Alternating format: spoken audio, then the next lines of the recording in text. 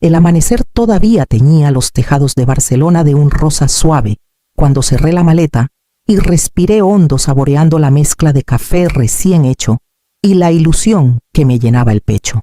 Era la primera vez que viajaba a Sevilla desde que nació mi nieta Iris, y llevaba días imaginando el momento de sostenerla durante su bautizo. Me despedí de mi piso silencioso, pedí un taxi y me dejé llevar por la alegría que crecía con cada kilómetro hacia el aeropuerto. En el mostrador de facturación, mientras buscaba mi documento de identidad, el vacío helado en mi bolso me golpeó de lleno. Sentí que la sangre me abandonaba las mejillas. Lo había dejado sobre la cómoda junto a una foto de mi difunto esposo. Pedí disculpas atropelladamente, salí corriendo al exterior y rogué al taxista que me llevara de vuelta a casa. Repetía en silencio que todo iría bien, que aún tenía margen para regresar a tiempo, pero el nudo en el estómago no cedía. Al abrir la puerta de mi edificio, subí las escaleras casi sin sentir el peso de la maleta. La puerta del piso, entreabierta, me hizo fruncir el ceño. Yo la había cerrado al salir. Avancé con cautela y me detuve al reconocer la voz de Nayara, mi nuera. Estaba en la sala hablando por teléfono con su madre Bruna. Desde el pasillo escuché su tono tenso cargado de urgencia. Iba a anunciar mi presencia, pero una frase me dejó clavada en el suelo. Baltasar nunca sabrá que Iris no es hija suya. El reloj pareció detenerse. Un zumbido llenó mis oídos y la maleta resbaló de mi mano. Quise convencerme de que había oído mal, pero Nayara prosiguió bajando aún más la voz, como si el aire mismo pudiera traicionarla. Sentí un vuelco en el pecho. La alegría del bautizo se transformó en un peso helado. Me aparté apoyando la espalda contra la pared del pasillo, intentando ordenar mis pensamientos entre la rabia, la incredulidad y el terror de ver a mi hijo herido. Necesitaba ese documento para subir al avión, pero ahora había algo mucho más importante, que debía recuperar la verdad. Con el corazón desbocado, cerré la puerta con sigilo y, aferrada al asa de la maleta, comprendí que mi viaje acababa de cambiar de rumbo y que debía averiguar qué otras sombras se escondían tras aquellas palabras. Me obligué a respirar despacio, pegada a la pared, mientras la conversación al otro lado continuaba. Nayara desgranaba un plan minucioso: vender la casa de veraneo en Cadaqués, la joya familiar que guardaba los veranos de mi infancia y a la que Baltasar se aferraba como a un recuerdo de su padre. Afirmaba que él jamás se opondría si creía que el dinero aseguraría el futuro de Iris. El nombre de mi nieta susurrado como moneda de cambio me heló la sangre. Bruna, con voz apagada, pedía calma. Decía que aquello podía salir mal, que mentir sobre la paternidad ya era suficiente carga. Pero Nayara, mordaz, enumeraba cifras, plazos y la urgencia de una deuda que, según ella, la asfixiaba desde hacía meses. Nada de esto se sabrá si tú me ayudas, insistía. Fedra lo entenderá cuando vea a Baltasar feliz. Sentí un latigazo de rabia al oír mi nombre usado como mera pieza de su ardid. Me aparté con cuidado, encontré el documento en la cómoda y con manos temblorosas salí de casa sin hacer ruido. El taxi seguía esperando abajo. El conductor me recibió con una sonrisa que apenas pude devolver. Durante el trayecto de vuelta al aeropuerto me aferré al papel como si fuera ancla y salvavidas. La ciudad desfilaba por la ventanilla, pero yo solo veía destellos del pasado Baltasar, aprendiendo a nadar en aquella casa, mi marido pintando la barandilla de madera las noches de estrellas y promesas. Pensar que todo podía convertirse en cifra de notario me revolvía el estómago. De vuelta en la terminal, el murmullo de viajeros retumbaba en mi cabeza como un eco distante. El vuelo estaba a punto de cerrar la puerta de embarque, pero la ilusión del bautizo se había convertido en una losa imposible de cargar. Crucé la sala de salidas con paso automático y me dejé caer en un asiento alejado. El pasaporte reposaba sobre mis rodillas abierto mientras el altavoz anunciaba por última vez mi nombre. No me moví. Tenía que decidir si correr hacia la puerta o dar media vuelta y mirar de frente la traición que acababa de descubrir. Cuando el motor del avión rugió a lo lejos y las luces de la pista se apagaron en la distancia, supe que mi próximo destino no sería Sevilla, sino la búsqueda paciente de la verdad que Nayara pretendía esconder. El bautizo se celebró sin mí. Aquel domingo, Baltasar me envió fotos de Iris vestida de blanco y un mensaje tierno que me supo a culpa. Fingí una migraña y él, acostumbrado a mis dolores esporádicos, no sospechó. Al día siguiente, ya en Barcelona, compré un billete de tren para Sevilla solo de ida y lo rompí en cuanto mis dedos tocaron la ventanilla. Necesitaba respuestas, no ceremonias. Busqué en internet y casi por instinto marqué el número de Celtia Casal, una investigadora recomendada por una amiga. Nos reunimos en una cafetería discreta de l'Eixample. Celtia, de mirada incisiva y voz serena, escuchó sin interrumpir mientras yo desgranaba la conversación que había oído. Con una discreción que me tranquilizó, aceptó el caso y prometió moverse con cuidado. La verdad suele esconderse en los bolsillos, dijo cerrando su cuaderno. Pasaron 6 días que se arrastraron como un invierno lento. Intenté mantener la rutina, paseos al mercado, clases de pintura llamadas a Baltasar. Cada saludo suyo era un recordatorio punzante de lo que ignoraba. Cuando el teléfono sonó y apareció el número de Celtia, sentí un vuelco. Nos citamos en su pequeña oficina, rodeada de archivadores y olor a papel viejo. Nayara arrastra una deuda de casi 200.000 euros, empezó sin preámbulos. Inversiones inmobiliarias fallidas en la Costa del Sol. Añadió, mostrándome copias de contratos y correos electrónicos. Tragué saliva al ver la firma de Nayara estampada junto a cifras exorbitantes. Celtia deslizó otra carpeta. Además, se comunica con frecuencia con este hombre, Andros Diegues. Reconocí el nombre. Nayara lo mencionó una vez, una amistad de adolescencia jamás cortada. Había intercambios de mensajes recientes, algunos con horario de madrugada. Podría ser solo un confidente, concedió Celtia, pero hay transferencias de dinero entre ellos. Sentí que el suelo se inclinaba. Cada documento era una grieta nueva en la imagen que tenía de mi nuera. Había algo más grande que una simple infidelidad o un error financiero. Era un patrón de engaños meticulosamente tejidos.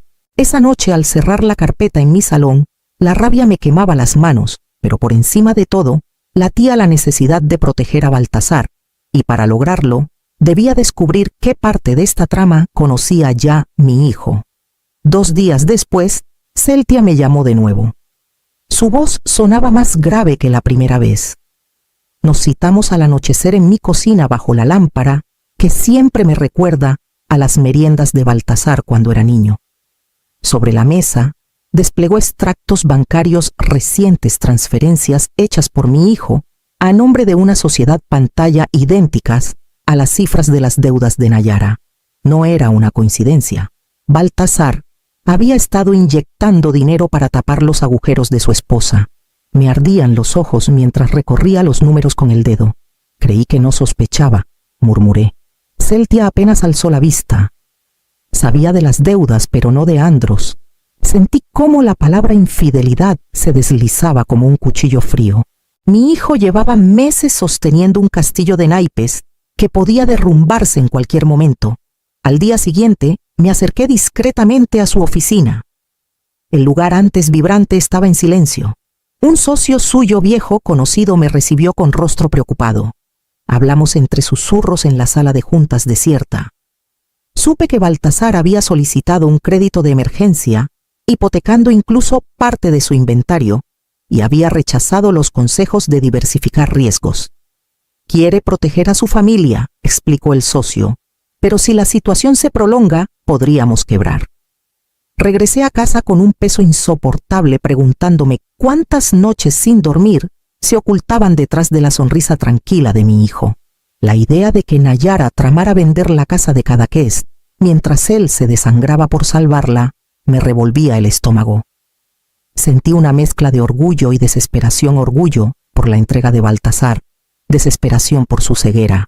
En mi salón las sombras de la tarde parecían más densas. Cada mueble cargaba un recuerdo de sacrificios pasados. Me senté en el sofá y respiré despacio.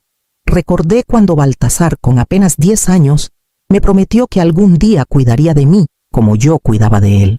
Ahora lo veía hundirse para sostener a alguien que no lo merecía.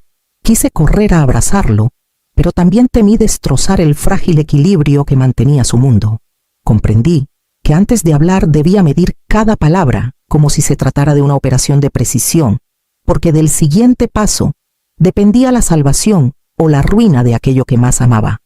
Lo cité a merendar un jueves, como cuando era adolescente, y venía a contarme sus triunfos en la universidad. Preparé aquel bizcocho de limón que siempre le arrancaba una sonrisa, intentando que la cocina oliera a tiempos seguros. Cuando Baltasar cruzó la puerta, llevaba ojeras marcadas y un saco de papeles bajo el brazo. Nos abrazamos con una fuerza que casi dolía. Quise creer que mi corazón no temblaba, pero él percibió algo.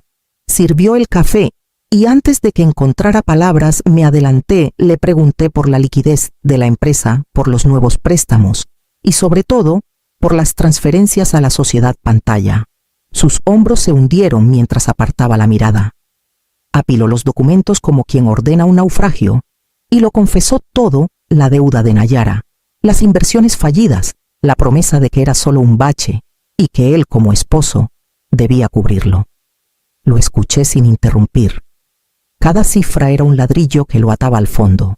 Sé que parece una locura, murmuró retorciendo la servilleta, pero Nayara es la madre de mi hija. No podía dejar que se hundiera sola. Pronunció el nombre de Iris con una ternura que me partió el alma. Mi garganta ardió, el secreto sobre la niña se agolpó detrás de mis labios exigiendo salir, pero el dolor evidente en su voz me detuvo. Baltasar necesitaba un asidero, no otro golpe. Me limité a tomarle la mano y a sugerirle un análisis más frío, vender parte del inventario, renegociar los créditos, buscar un asesor externo. No discutió. Se notaba agotado, como si por fin se permitiera soltar una carga. Aún así, al despedirse, trató de sonreír. «Todo estará bien, mamá», dijo, y aquella certeza infantil que aún asomaba en sus ojos me dejó rota. Cuando la puerta se cerró, abracé el cuenco vacío del café para no derrumbarme. Había salvado la conversación sin revelar la puñalada sobre Iris, pero sentí el peso de una verdad que pronto reclamaría su lugar, y supe que cada minuto de silencio estrechaba la cuerda alrededor de nuestros corazones. 2 mañanas después, mientras repasaba los balances que sugería Baltasar, sonó el timbre. Al abrir la puerta me encontré con Bruna encogida bajo un pañuelo gris. Sus ojos, sin maquillaje, revelaban noches de insomnio. Dudó un segundo antes de hablar. Luego pidió entrar con una voz apenas audible. La conduje al salón y allí, sin preámbulos, se desmoronó. «Perdóname, Fedra», susurró aferrándose al respaldo del sofá. Contó que Nayara había falsificado extractos bancarios y escrituras para garantizar préstamos usando la firma escaneada de Baltasar. Había abierto líneas de crédito con la casa de Cadaqués como aval y planeaba venderla antes de que él comprendiera la magnitud de la estafa. Bruna confesó que al principio creyó que todo era un trámite temporal, pero ahora temía consecuencias penales. La escuché con el corazón en vilo. Había algo genuino en su arrepentimiento, las manos le temblaban, como si cada frase arrancara una astilla de culpa. Cuando terminó, se llevó el pañuelo a los labios y esperó mi veredicto. Yo también sentí un temblor profundo, mezcla de rabia y alivio. Por primera vez, no estaba sola frente a este laberinto. Preparé té humeante y con la mesa como frontera de sinceridad trazamos un plan en voz baja. Bruna aceptó entregar copias de los documentos falsificados y rastrear los notarios que Nayara había sobornado. Yo, por mi parte, contactaría a Celtia para blindar la investigación y reunir pruebas incontestables. Teníamos poco tiempo. La venta podía cerrarse en cuestión de días si alguien no tiraba del freno. Antes de marcharse, Bruna posó su mano sobre la mía. «No quiero perder a mi hija, ni que tu hijo lo pierda todo», dijo con un hilo de voz. Asentí. Compartíamos el mismo miedo, aunque nuestras lealtades pendían de hilos distintos. La vi salir envuelta en su pañuelo, paso inseguro pero decidido, y comprendí que esta extraña alianza era la única grieta por la que podría entrar la luz. Subí al estudio, marqué el número de Celtia y mientras el tono de llamada retumbaba en mi oído, sentí que la calma previa se transformaba en la tensa respiración que precede a una tormenta que ya no se puede ignorar. El café del despacho de Celtia olía a rencor recién molido cuando extendimos sobre la mesa contratos adulterados, correos cifrados y mensajes de voz, donde Nayara negociaba la venta de la casa. Bruna, pálida pero resuelta, estampó su firma en la declaración jurada. Cada trazo parecía arrancarle un pedazo del corazón. Esa misma tarde subimos al ático de Baltasar, con la certeza de que la verdad, cruda o no, debía ver la luz. Nayara abrió la puerta con Iris en brazos. Su sonrisa se quebró al ver a la investigadora detrás de nosotras. Le pedí que dejara a la niña con la niñera. Luego nos sentamos en el salón. Deslicé el dossier sobre la mesa y Celtia enumeró fechas, importes y nombres de prestamistas mientras Nayara se desmoronaba. Sí, falsifiqué firmas y pedí créditos, admitió al fin la voz rota. Y es posible que Iris no sea hija de Baltasar. El suelo pareció hundirse bajo mis pies. Bruna soltó un sollozo, pero Nayara aún guardaba un último disparo. No seáis hipócritas. Tu hijo tampoco es inocente. Hace 3 años mantuvo una aventura durante un viaje y yo lo perdoné. Sus palabras cayeron como guijarros en agua negra. El silencio que siguió fue brutal. Celtia cerró su carpeta. Su trabajo estaba terminado. Bruna se desplomó en un sillón deshecha. Yo, en cambio, sentí cómo la imagen impecable que guardaba de mi hijo se llenaba de grietas. Había estado dispuesta a protegerlo de la traición de su esposa, no a descubrir que él también arrastraba su sombra. Me levanté despacio, recogí la carpeta que ahora pesaba como hierro fundido y caminé hacia la puerta sin mirar atrás, consciente de que la verdad acababa de abrir un abismo que podría tragarse todo lo que aún me quedaba por proteger. La mañana que Baltasar me citó, llegué con el estómago encogido. La casa estaba en penumbra. Cajas medio llenas se apilaban en el pasillo y el eco de mis pasos anunciaba un final inevitable. Él me esperaba en la cocina ojeroso sosteniendo un sobre. La prueba de paternidad confirmaba que Iris no era su hija. El papel temblaba en sus manos y cada fibra de mi corazón quiso protegerlo. Escuchó mi relato sin interrumpirme, pero sus ojos ya brillaban de desolación. Admitió que aún amaba a Iris, que seguiría siendo su padre, pero la traición de Nayara y la forma abrupta en que yo lo había descubierto lo despojaban de toda inocencia. Intenté abrazarlo. Se apartó con un gesto dolorosamente suave, como si temiera quebrarse. Horas más tarde, Nayara salió con una maleta y la mirada vacía. No hubo gritos. Los dos estaban demasiado exhaustos para discutir. Firmaron un acuerdo provisional de separación. Ante un abogado pactaron la custodia y la pensión, mientras Iris dormía ajena en su cuna. Cuando la puerta se cerró tras ella, el silencio quedó tan espeso que costaba respirar. Baltasar se volvió hacia mí. «Necesito distancia, mamá». Dijo que me quería, pero mi protección intempestiva había hecho añicos la poca estabilidad que le quedaba. Cada palabra suya era una astilla. Acepté su deseo con un asentimiento que me desgarró por dentro. Comprendí que cualquier argumento solo añadiría peso a su dolor. Salía al atardecer la ciudad borrosa tras un velo de lágrimas. Llevaba la certeza de haber salvado una verdad y al mismo tiempo haber perdido el refugio que era mi hijo. El rumor lejano del tráfico sonaba como una despedida. Al cerrar la puerta de mi piso, me envolvió un silencio nuevo. No era mera ausencia, sino la medida exacta de la distancia que debía recorrer si quería algún día volver a tender un puente hacia Baltasar. Los primeros días sin Baltasar fueron un desierto sin relojes. Desayunaba mirando su silla vacía, repasaba en bucle cada palabra que pronuncié y me preguntaba qué habría pasado si hubiese callado un poco más. Al anochecer, el silencio de la casa se espesaba como una manta húmeda y me sorprendía hablando en voz alta, ensayando disculpas que nadie oiría. Bruna empezó a llamarme los fines de semana. Al principio solo compartíamos información fría sobre Iris, pero pronto sus frases se llenaron de suspiros, la aflicción por la hija descarriada, la culpa de no haber frenado a tiempo.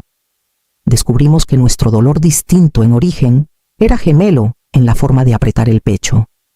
Una tarde me invitó a su piso, tomamos té y sin previo acuerdo abrimos las cajas donde guardábamos fotografías familiares. Reímos y lloramos, alternando recuerdos hasta que la pena se volvió un poco más ligera. Volví a pintar aunque la paleta se me inclinaba siempre hacia los azules. También empecé a caminar al amanecer, rodeando la Sagrada Familia cuando aún retumbaban los pasos de los barrenderos. Abrir el cuerpo al aire frío me enseñó a respirar sin esperar un perdón inmediato. Las noticias de Baltasar llegaban despacio, un mensaje escueto para contar que la empresa seguía en pie, otro con una foto de Iris dormida sobre su pecho. Entendí que aquellas migajas eran su forma de tender un hilo sin reconocerlo. Un martes, tras dejar flores en la tumba de mi marido, encontré en el buzón un sobre, una carta de Baltasar escrita a mano. Agradecía mi valentía, admitía su infidelidad y confesaba lo ciego que había estado. Decía que necesitaba tiempo, pero que ese tiempo estaba llegando a su fin y que deseaba verme.